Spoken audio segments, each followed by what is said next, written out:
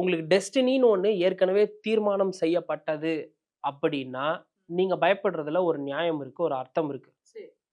சரிங்களா? இப்போ Google map நீங்க போடுறீங்க. Google மேப்ல வந்து பார்த்தீங்கன்னா, ஆக்சிடென்டல் ஜோன்னே அவங்க வந்து மார்க் பண்ணி வச்சிருப்பாங்க சில இடங்கள்.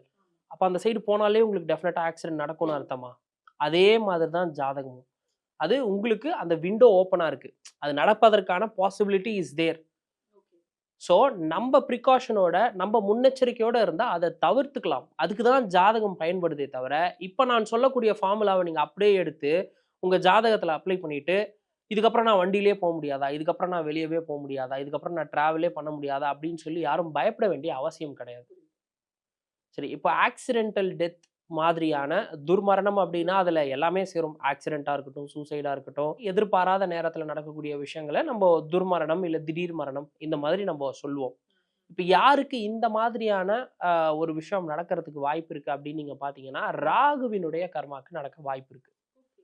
ராகு கர்மா அப்படின்னு நீங்க எடுத்துக்கிட்டீங்கன்னா, பூசம், விசாகம், சதயம், தனுசு ராசி, தனுசு லக்னம்.